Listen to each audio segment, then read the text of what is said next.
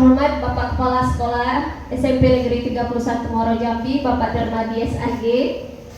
Yang sama-sama kita hormati Bapak Ibu Wakil Kepala SMP Negeri 31 Muaro Jambi. Yang saya hormati Bapak Ibu Majelis Guru SMP Negeri 31 Muaro Jambi yang berbahagia. Baiklah, langsung saja. Di sini saya sebenarnya bukan narasumber seperti Bapak Cipto Mono SPDI, namun saya hanya menyampaikan pemahaman tentang disiplin positif yang sudah kami pelajari pada pendidikan guru penggerak. Tentunya saat ini adalah kurikulum merdeka. Namun sebelum kita lanjut ke materi, biar lebih semangat, kita tepuk tangan dulu untuk semuanya. Ya, tepuk tangan untuk semuanya. Sekarang saya mau supaya ibu-ibu, bapak-bapaknya lebih semangat lagi. Jika saya bilang tepuk pagi, berapa kali tepuk kalinya? Satu kali. Kalau tepuk siang, dua kali. Tepuk sore, tiga kali. Tepuk malam? Oke, tidak usah tepuk tangan. Ya, Pak Cip? Oke, kita mulai untuk melihat kefokusannya. Bagi yang salah, ya tidak kita kasih sanksi ya, tapi untuk melihat kefokusannya aja. Oke, tepuk sore. Ya, tepuk siang. Tepuk pagi. Tepuk malam. Oh, Miss Devi. Ya, kurang fokus karena tadi dia fotografer jadi capek ya, Miss. Oke, ulang. Tepuk sore. Tepuk pagi. Tepuk malam. Tepuk pagi. Tepuk malam. Ibu Eva. Oke. Sekali lagi ya. Oke, sekali lagi. Atau masih ada? Tidak sengaja tadi? Tidak disengaja kan? Oh ya, memang kurang fokus mungkin. Oke, ulang. Tepuk pagi. Tepuk malam. Tepuk sore. Tepuk pagi. Malam. Oke, tepuk tangan untuk semuanya. Oke, ini salam bahagia, salam damai sejahtera, Om Swastiastu, Namo Buddhaya, salam kebajikan, rahayu untuk kita semua di ruang, bukan virtual ini ya, di ruang ya in-house training ini. Baiklah Bapak Ibu, sangat menarik sekali ya disiplin positif.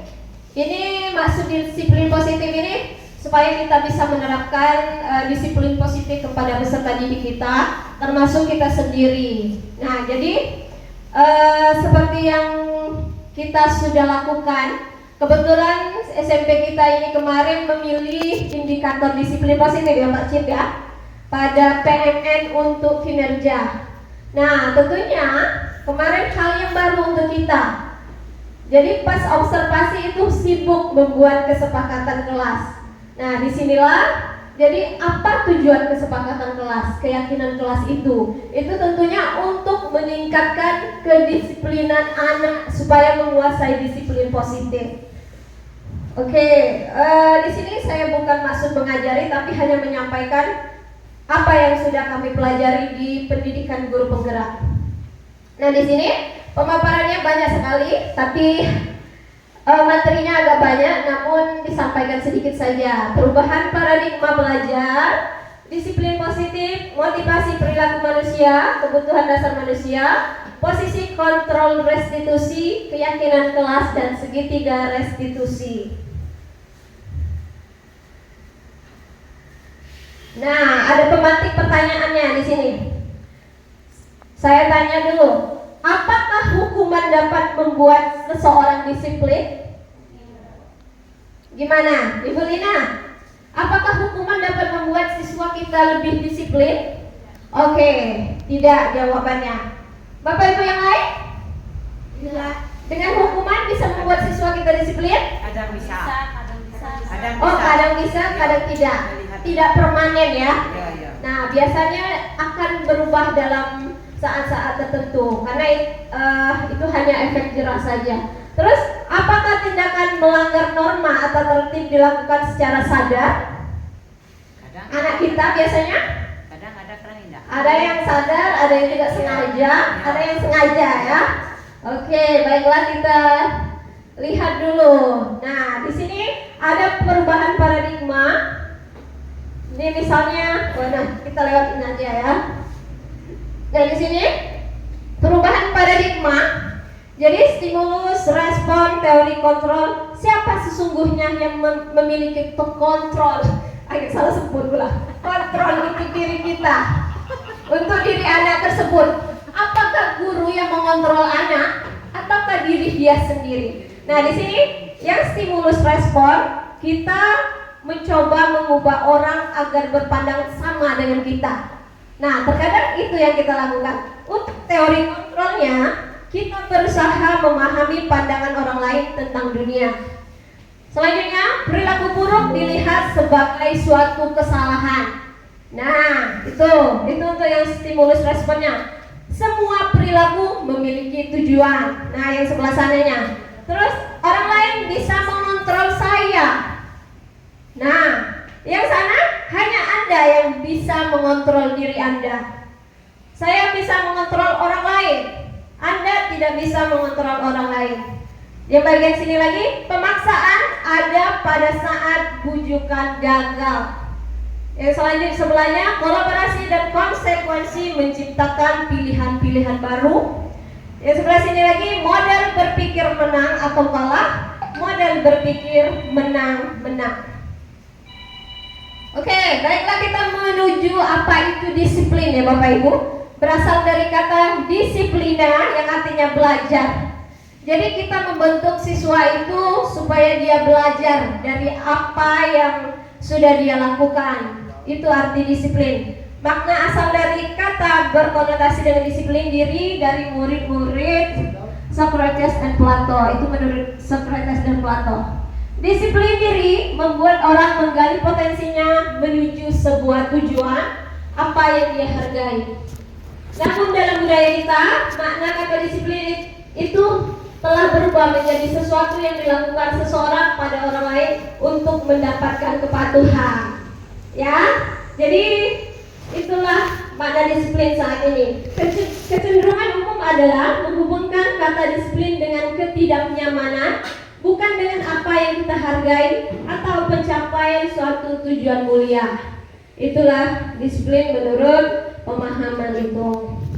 Nah, sekarang nilai-nilai kebajikan. Nilai-nilai kebajikan adalah sifat-sifat positif manusia yang merupakan tujuan mulia yang ingin dicapai setiap individu. Nilai-nilainya bisa seperti setiap perilaku atau perbuatan itu memiliki suatu tujuan ya.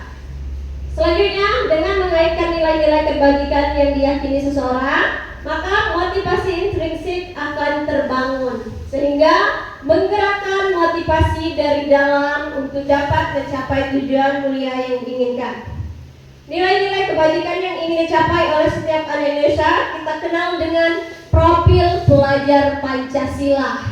Itu ada pada program kurikulum Merdeka saat ini. Kita fokus kepada pembentukan karakter anak. Makanya seperti yang dibilang Ibu Yuli tadi, tidak ada KKN dalam kurikulum Merdeka. Ya, karena fokus kepada karakter anak itu ke depannya bagaimana. Seperti profil pelajar Pancasila, ada gotong royong, ada berkebinekaan global, kreatif dan yang lainnya. Mandiri, bernalar kritis, kreatif dan sudah disebutkan ya. Oke. Nah, sekarang ada teori motivasi perilaku manusia. Ada 3. Ada yang motivasi eksternal dari luar, ada yang internal, berarti memang dari kita sendiri, dari anak sendiri ya. Ini yang pertama, untuk menghindari ketidaknyamanan atau hukuman. Apa yang akan terjadi apabila saya tidak melakukannya? Nah, jadi motivasi dari anak kita itu ada yang dia misalnya melakukan sesuatu itu karena ada hukuman. dari seseorang misalnya, itu motivasi dari eksternal, dari luar, bukan dari dia sendiri. Berarti saya harus mengerjakan ini karena ini nanti takut dihukum, takut ada sanksinya nanti. Berarti dia memang dari eksternal kita ya, orang yang melakukan hukuman atau ketidaknyamanan. Yang kedua, untuk mendapatkan imbalan dari orang lain atau institusi. Apa yang akan saya dapatkan apabila saya melakukannya? Nah, ini juga motivasi eksternal Bapak Ibu. Jadi sering kita nih, ayo anak-anak, siapa yang bisa nilainya nanti 100? Saya kasih Ibu kasih hadiah ya. Nah, ada juga, ya saya juga. Besok Alika kalau ranking 3 besar, Bunda kasih apa gitu kan. Nah, itu motivasi eksternal, bukan dia belajar itu dari diri dia sendiri, tapi ada motivasi dorongan dari ibunya sehingga dia bisa mencapai itu. Itu pun, motivasi itu pun seperti hadiah ini tadi, ya tidak permanen. Kalau permanen itu biasanya memang dari keinginan kita sendiri. Nah, yang terakhir, motivasi internal. Inilah dari motivasi kita sendiri, seperti anak didik kita, dari anak itu sendiri untuk menghargai diri sendiri. Nah, saya akan menjadi orang yang seperti apa bila saya melakukannya. Jadi itu pemikiran anak kita, motivasi internal dari mereka sendiri. Nah, sekarang lanjut ke restitusi. Apa itu restitusi? Restitusi adalah proses menciptakan kondisi bagi murid untuk memperbaiki kesalahan mereka, sehingga mereka bisa kembali pada kelompok mereka dengan karakter yang lebih kuat. Restitusi juga merupakan proses kolaboratif yang mengajarkan murid untuk mencari solusi untuk masalah mereka dan membantu murid berpikir tentang orang seperti apa yang mereka ingin menjadi atau tujuan mulianya dan bagaimana mereka harus memperlakukan orang lain. Goshen 2004. Itulah restitusi ya. Jadi misalnya anak itu mempunyai masalah, nanti masalah yang dia hadapi itu, ya dia cari solusi. Apa sebenarnya solusi dari permasalahan mereka? Jadi memang dari keinginan mereka sendiri. Ngantuk Pak Cip? kopi aja. Iya. Bikin kopi. Oke Pak Cip. Nanti kita hadirkan layar kopi di sini ya. Apa Mama Nanda? Bayang gitar. Oh, bayang. 9 ciri-ciri restitusi ya Bapak Ibu. Jadi restitusi itu tadi solusi dari permasalahan. Nah, ada 9 ciri-ciri restitusi, bukan untuk menebus kesalahan, namun untuk belajar dari kesalahan. Itulah restitusi. Terus memperbaiki hubungan, tawaran bukan paksaan. Nah, restitusi menuntun untuk melihat ke dalam diri. Restitusi mencari kebutuhan dasar yang mendasari tindakan. Restitusi diri adalah cara yang paling baik. Restitusi fokus pada karakter, bukan tindakan. Restitusi fokus pada solusi. Dan restitusi mengembalikan murid yang berbuat salah pada kelompoknya. Nah, banyak sekali. Itulah restitusi. Sebelum lanjut ke materi selanjutnya, ada tayangan video tentang sedikit tentang restitusi Bapak Ibu. Ini ada kasus seorang anak, dia tidak mengerjakan PR-nya.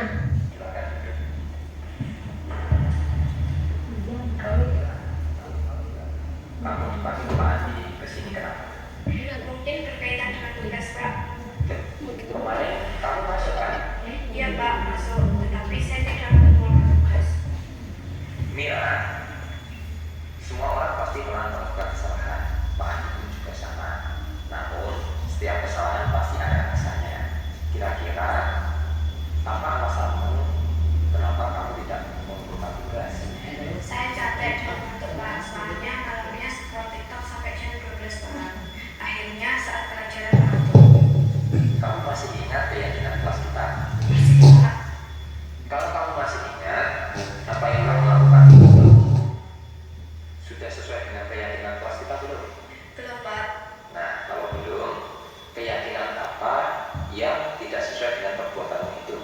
Selalu bertanggung jawab, Pak.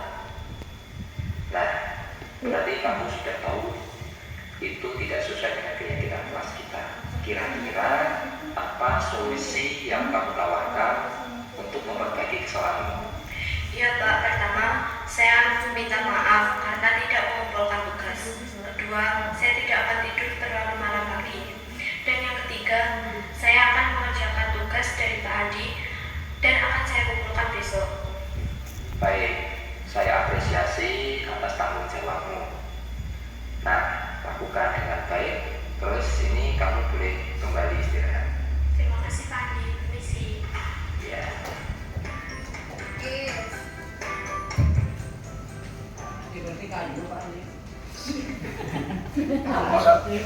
Contoh satu kasus ya Bapak Ibu, kasus yang diselesaikan dengan segitiga restitusi. Yang pertama, yang pertama yaitu menstabilkan identitas dengan kata-kata biasanya kan anak berbuat salah itu Bapak Ibu. Jadi kita bilang, kamu tahu nggak kenapa ibu panggil sini? Nah jadi nanti dia bilang sendiri, tahu Bu, saya misalnya terlambat.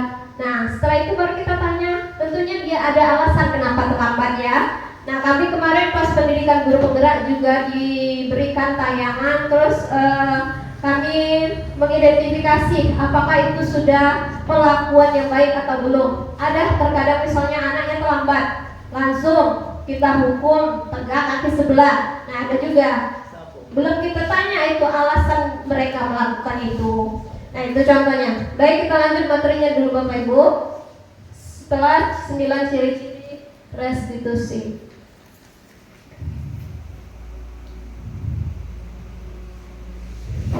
Oke, selanjutnya, mengapa tidak peraturan saja? Mengapa harus keyakinan kelas?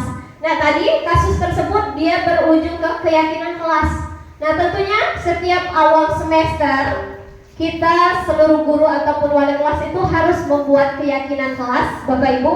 Jadi keyakinan kelas itu beda dengan peraturan. Peraturan terkadang ada kata-kata negatifnya, tidak boleh misalnya apa. Tapi kalau untuk keyakinan kelas harus kata atau kalimat positif. Misalnya berdisiplin, tanggung jawab. Nah, itu. Jadi ini Bapak Ibu, beda peraturan dan keyakinan kelas.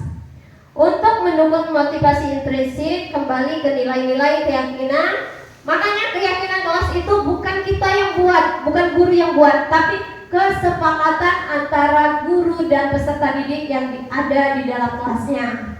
Jadi ketika kita membuat keyakinan kelas, ya kita boleh tulis di papan tulis, atau boleh pakai sticky note, atau langsung aja tulis di kertas pleno, boleh juga. Jadi peserta didik itu menuliskan sendiri apa keyakinan kelas yang dia ajukan. Tentunya kalau dia mengajukan sendiri keyakinan kelas, disepakati bersama, insya Allah walaupun masih ada yang tidak mengikuti keyakinan kelasnya, bisa kita berfokus ke keyakinan kelas yang telah dibuat bersama. Nah ini contoh antara peraturan dan keyakinan kelas. Peraturan, selalu kembalikan buku di tempatnya, berarti keyakinan kelasnya tanggung jawab. Dilarang mengganggu orang lain, berarti untuk keyakinan kelasnya menghormati orang lain. Hadir di sekolah 15 menit sebelum pembelajaran dimulai, menghormati orang lain dan berkomitmen, berarti punya komitmen ya. Dilarang melakukan kekerasan, berarti menjaga keselamatan dan menghormati orang lain. Itu contoh sedikit tentang antara peraturan dan keyakinan kelas. Nah, untuk kebutuhan dasar manusia, manusia itu ada 5 kebutuhan dasarnya: bertahan hidup, penguasaan, kebebasan, kesenangan, kasih sayang, dan rasa diterima. Itu kebutuhan dasar manusia. Ini cukup banyak penjelasannya, tidak perlu saya jelaskan. Nah, di sini ada 5 posisi kontrol seorang guru. Yang pertama sebagai penghukum. Yang kedua, pembuat orang merasa bersalah. 3, teman. Yang keempat, pemantau. Dan yang terakhir, manajer. Nah, tentunya yang lebih bagus untuk kita ini posisi kontrolnya sebagai manajer. Kita lihat ini, yang sebagai penghukum. dulu ya.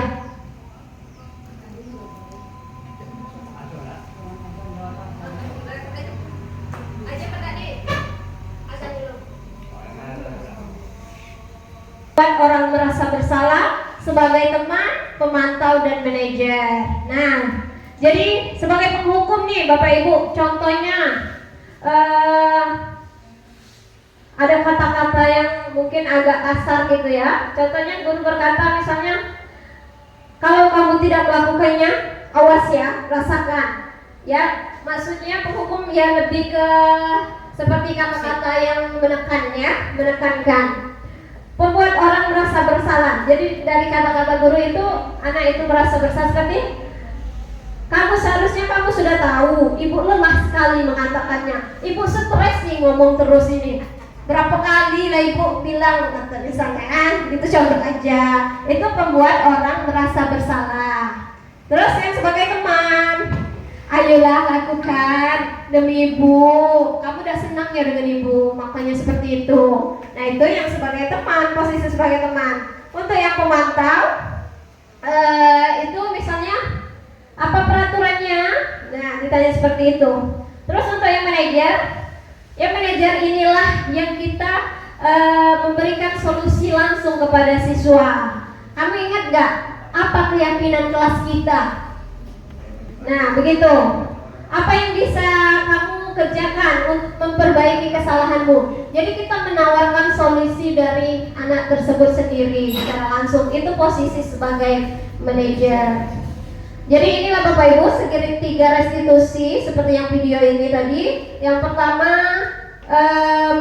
menstabilkan identitas. Yang kedua yaitu menanyakan validasi kebutuhan dan menanyakan keyakinan kelas yang sudah kita buat. Di sini segitiga restitusi, menstabilkan identitas itu berbuat salah itu hal yang manusia. Tidak ada manusia yang sempurna. Ibu juga pernah berbuat salah. Nah, jadi kita ketika anak berbuat salah, ya kita jangan langsung mengejudge ya. Kata kita itu ngejudge ya. Lalu kita stabilkan identitasnya dulu.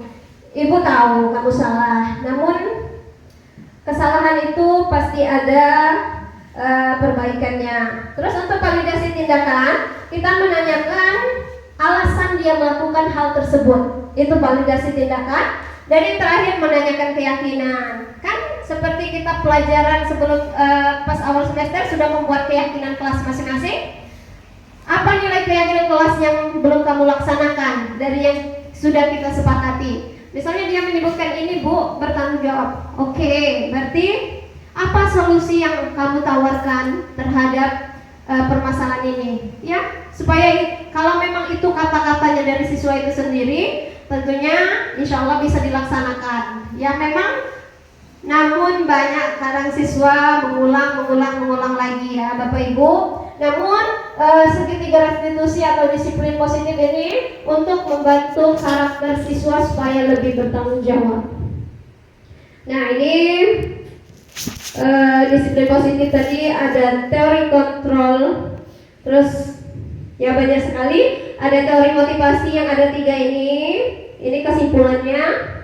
Terus 5 posisi kontrol dan kebutuhan dasar manusia.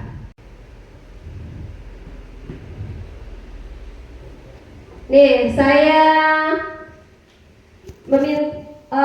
minta coba Bapak Ibu baca satu kasus ini. Mungkin bisa dipahami dia sudah menerapkan segitiga restitusi tadi atau belum, atau dia berada posisi penghukum atau sebagai teman, atau sudah pas dengan segitiga restitusi. Nih, langsung keesokan tadi. Nah nih, guru matematika dan wali kelas 8, Ibu Santi sakit sehingga tidak dapat masuk dan mengajar. Akhirnya dicarikan guru pengganti, Ibu Eni, guru penggantinya. Ibu Eni baru 2 tahun menjadi guru SMP. Beberapa murid perempuan, Vivi dan Natali, mengetahui hal ini dan mulai menggunakan kesempatan dan bersikap seenaknya, tertawa dan tidak mengindahkan kehadiran Ibu Eni di dalam kelas tadi. Ibu Eni mencoba menyapa Vivi dan Natali dengan ramah. sambil mengingatkan mereka untuk tetap fokus pada pengerjaan tugas. Ayolah, tugasnya dikerjakan. Nanti ibu ditegur bapak pulang sekolah. Kalau kalian tidak kerjakan tugas, tolong bantu ibu ya. Namun Pipi dan Natali malah jadi tertawa. Ah, ibu santai saja bu. Mereka tetap tidak mengerjakan tugas dan malah mengobrol. Keesokan harinya, Ibu Santi memanggil Vivi dan Natali serta menanyakan tentang laporan Ibu Eni yang mengganti kelas tadi. Ibu Santi menanyakan apa mereka bersedia melakukan perbaikan permasalahan yang ada. Vivi dan Natali sempat ragu-ragu dan membela diri, namun pada akhirnya mengatakan akan minta maaf. Ibu Santi menanggapi bahwa tindakan itu boleh saja dilakukan bila mereka sungguh-sungguh ingin minta maaf. Namun Ibu Santi menanyakan kembali, apa yang mereka bisa lakukan untuk menggantikan rasa tidak dihormati Ibu Santi. Baik Vivi maupun Natali mengakui bahwa perilaku mereka tidak sesuai dengan keyakinan kelas. Ibu Santi melanjutkan kembali apa yang akan mereka lakukan untuk memperbaiki masalah. Apa gagasan Anda? Nah, gimana Bapak Ibu yang dilakukan Ibu Santi? Dia sudah berkomunikasikan dengan Pipi dan Natali? Ya sudah ya, tidak langsung dia marah-marah. Kamu kenapa tadi? Kenapa kemarin tidak buat berlaku seperti itu di dalam kelas dengan Ibu Eni misalnya? Tidak lakukan seperti itu ya, tapi dia menanyakan apa solusi dari permasalahan mereka. Oke Bapak Ibu, untuk segitiga restitusi termasuk disiplin positif, cukup itu pemaparan materinya dari saya. Saya hanya menyampaikan apa yang sudah dipelajari dalam pendidikan guru penggerak, karena intinya kurikulum merdeka itu menumbuhkan karakter dari peserta didik, ya. Jadi kita memang harus membuat peserta didik itu mempunyai karakter yang mereka kuasai, seperti bertanggung jawab, mandiri. Nah terus untuk disiplin positif di sekolah, itu tadi di kelas. Untuk di sekolah kita bisa menerapkan seperti yang sudah kita biasakan setiap Jumat, yaitu melaksanakan imtak setiap pagi. Itu untuk menumbuhkan karakter, ya, karakter beriman dan bertawakal kepada Tuhan Yang Maha Esa dan berakhlak mulia. Itu profil pelajar Pancasila yang pertama. Seperti kita juga piket kelas, itu nilai karakter bergotong royong atau bekerja sama. Nah mudahan besok bisa selalu diterapkan sehingga siswa kita mempunyai karakter bertanggung jawab dan berakhlak mulia.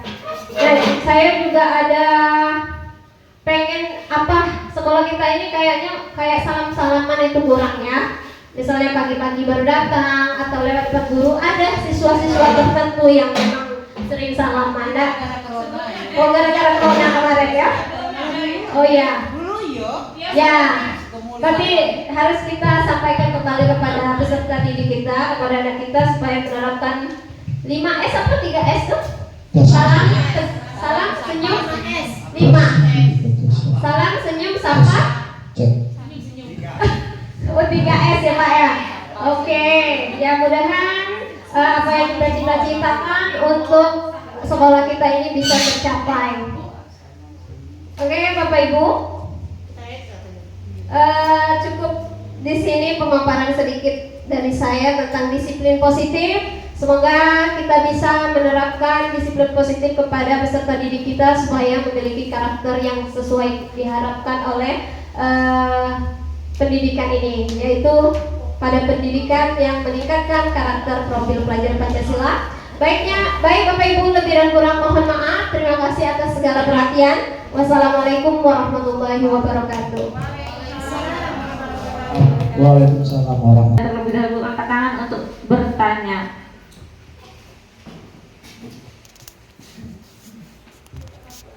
Terima kasih kepada MC yaitu Bu Mugit. Saya di sini bertanya tidak dengan Pak Suto, tapi dengan Bu Mita, yaitu mengenai keyakinan. Aku.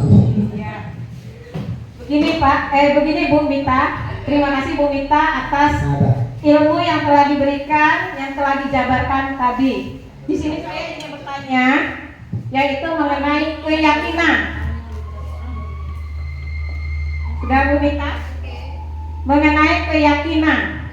Nah, yang di sini saya tanyakan, apa perbedaan keyakinan dengan mufakat? Karena yang selama ini saya sebagai guru, itu yang saya buat itu mufakat antar materi atau antar pelajaran IPS, karena saya mengajar di bidang IPS. Jadi situ saya buat mufakat dengan siswa. Nah, apabila siswa yang tidak sesuai dengan mufakat itu langsung dikena solusinya, kena sanksinya, atau langsung kita hadapi. Nah, itu pertanyaan saya, apakah perbedaan keyakinan dengan mufakat? Karena saya selama ini belum tahu apa itu keyakinan yang telah disampaikan oleh Bu Minta. Yang kedua, ini masih mengenai keyakinan. Nah, kalau mufakat itu kita langsung kita hadapi siswa dengan guru. Lalu kalau dia berulang-ulang melanggar dari mufakat kita, itu kita catat ya sebagai bahan untuk dalam bisa dikatakan dalam penilaian ya untuk materi saya. Nah, saya di sini saya bertanya, keyakinan itu apakah dicatat oleh guru atau hari itu juga kita cari solusinya seperti yang Ibu sampaikan video tadi. Nah, apakah ini bisa dijadikan sebagai penilaian di lapor kalau apabila anak itu melanggar terus? Terima kasih. Saya serahkan kembali kepada.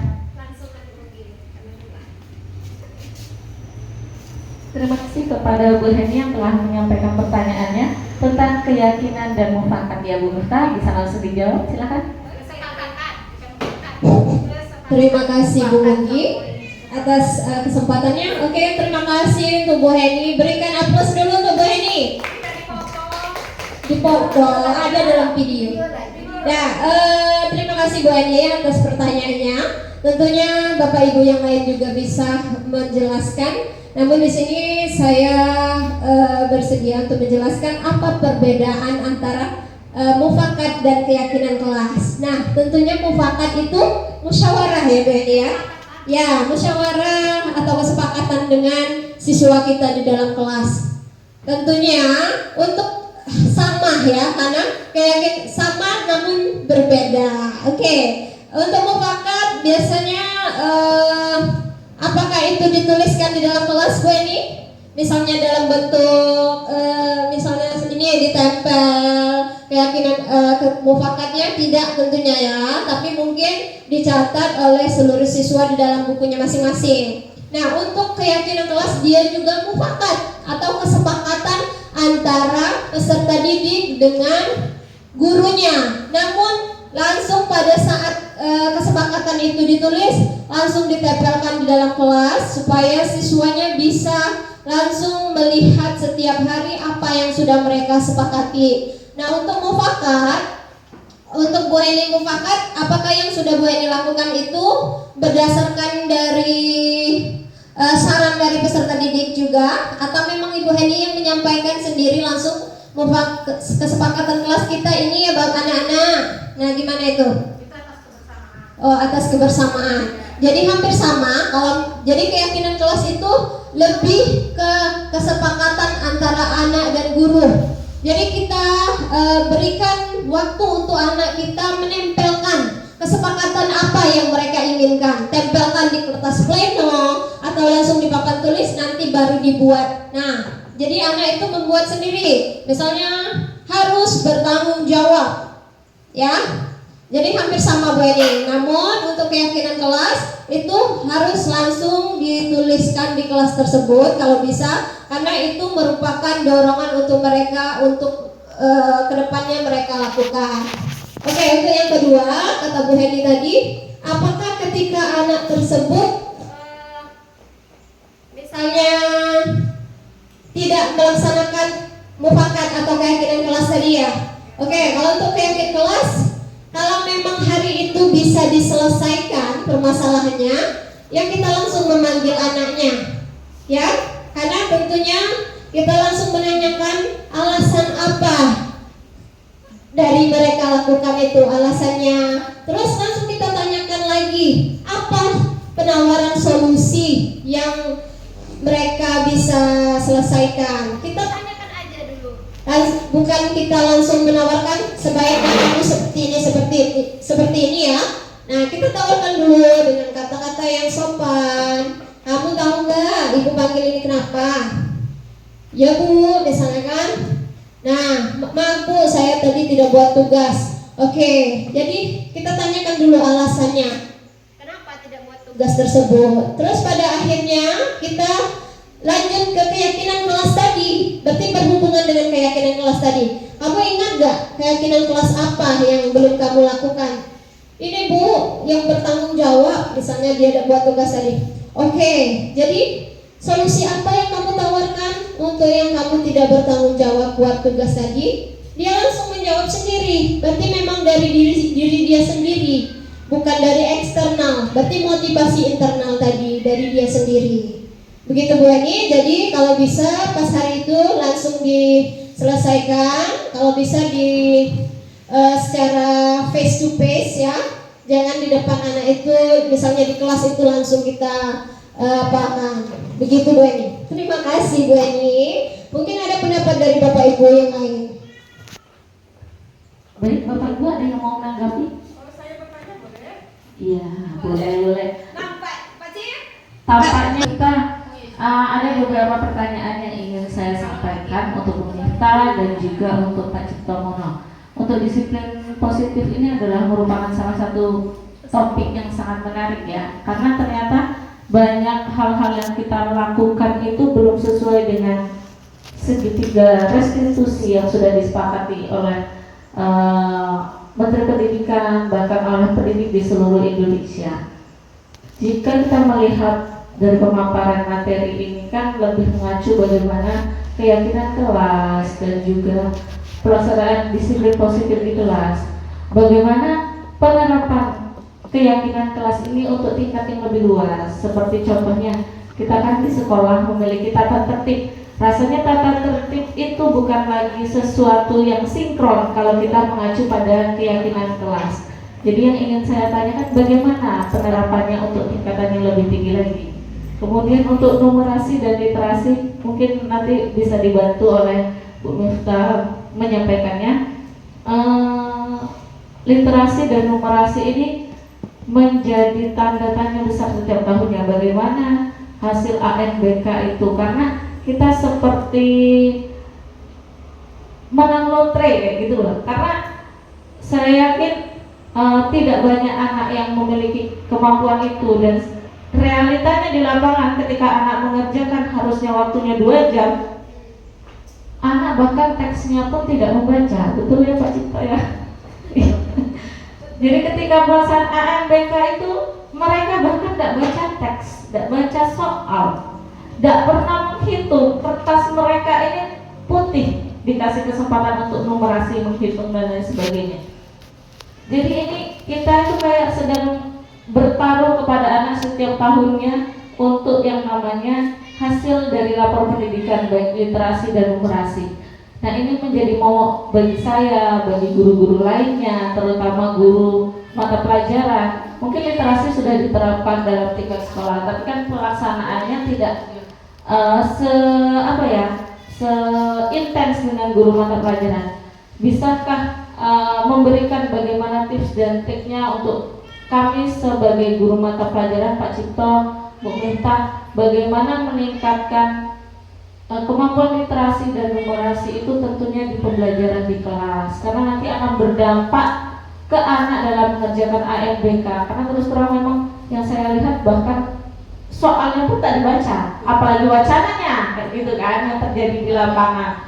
Bagaimana pembiasaan itu di kelas Pak? Karena kami merasa sangat kesulitan. Soal yang pendek pun mereka jawabnya susah, apalagi soal dengan wacana yang panjang kayak gitu. Terima kasih. Boleh langsung? Ya, langsung Oh, Ibu Eva lagi ya? Oke, langsung Bu Eva. Soal terakhir deh. Karena sudah jam istirahat. Oh, masih mau nanya. Oke, terima kasih atas kesempatan yang diberikan kepada saya. Ini yang pertama yang akan saya tanyakan mengenai apa tadi ya? Yang dibawakan Ibu Dita tadi.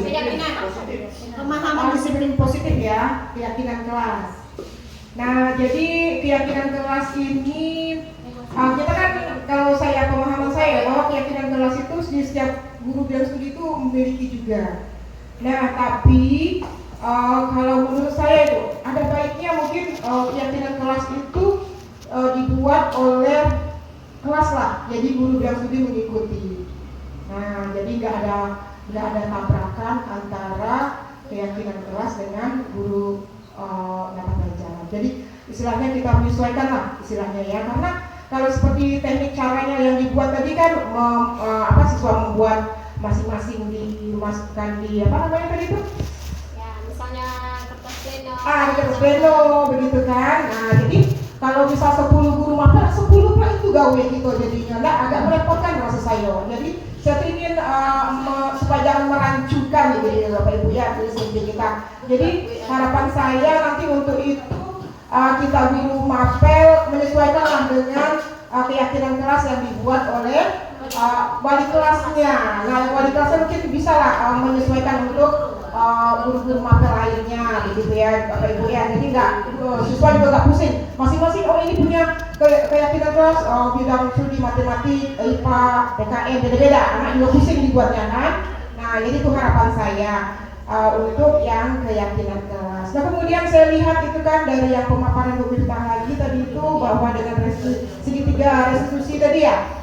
Nah, kayaknya tuh enaknya lah, anaknya tuh kita panggil, ditanya, oh anak apa kira-kira dia terlambat gitu ya, atau kenapa sih kamu ngobrol aja ketika belajar sama ibu, dipanggil ya Bu ya.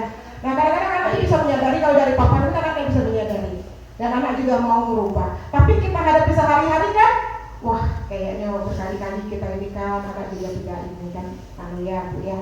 Jadi untuk Bu Miftah mungkin punya solusi mungkin sudah dibicarakan untuk yang beberapa kali anak itu. Kalau saya merasa itu memang apalagi yang kelas 8 sekarang ya, kita kajian itu dia ngobrol, ada berkali-kali kita ingatkan dan juga gitu ya. Nah, itu mungkin ada trik-triknya dari guru penggerak mungkin itu. Ya, kemudian untuk Pak Cipto Mono yang masalah literasi numerasi.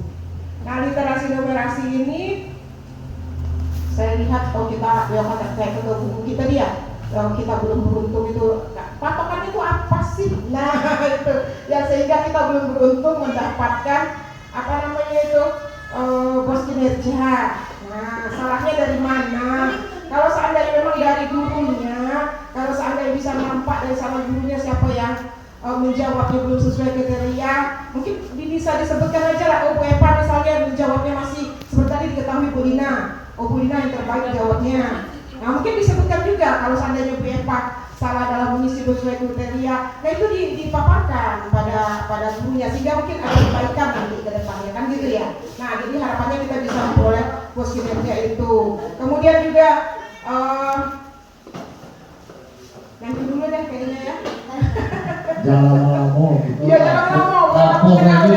Kamu udah manggil juga kayaknya. Nah, itu aja. Terima kasih pada Bapak Ibu pemateri. Penyampaian materinya saya minta juga itu nanti materinya diposting deh di grup ya, mungkin untuk kita baca-baca kembali ya Bapak Ibu pemateri ya. Oke, terima kasih banyak atas materi diberikan hari ini, sangat bermanfaat. Assalamualaikum warahmatullahi wabarakatuh. Waalaikumsalam warahmatullahi wabarakatuh. Langsung kita ajar Pak Cip. Langsung saya dulu. Saya nak makan. Terima kasih.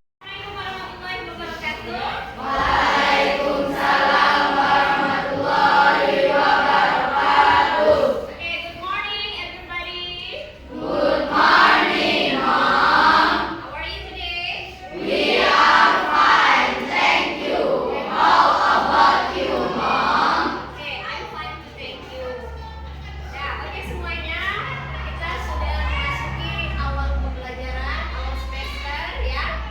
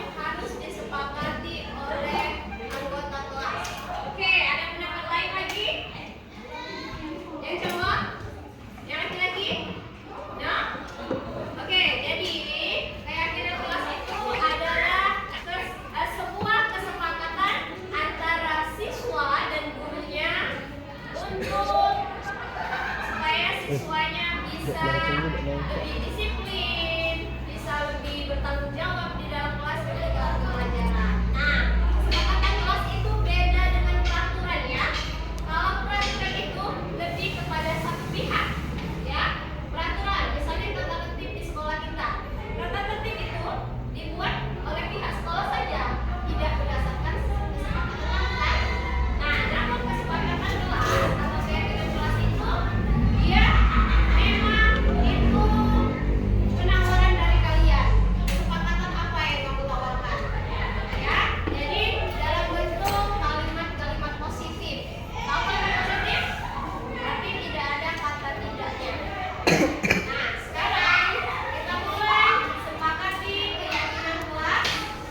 Mulai dari kalian, Mam akan membagikan kalian sticky note penawaran kesepakatan apa yang akan kalian berikan. Ya, ingat kata yang positif. Misalnya, mencontohkan belajar dengan iya. Misalnya, datang tepat waktu. Oke, paham? Oke, ini mau minta bantu. Kalau yang di belakang, yang di belakang.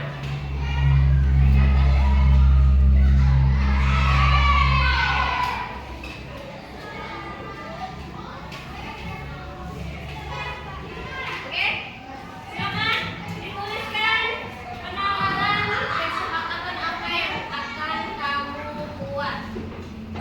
Boleh dua, boleh satu, yang pasti kamu harus buat atau menawarkan kesepakatan. Tempel di sticky note dari sana ya, di kertas pelajaran. Oke, I give you 2 minutes, 2 menit, silakan. Ingat, dia bentuk kalimat universal, kalimat positif. Itulah keyakinan kelas yang disepakati kita bersama tanpa ada paksaan.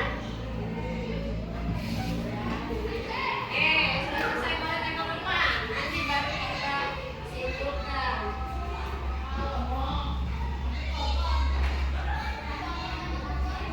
Tidak harus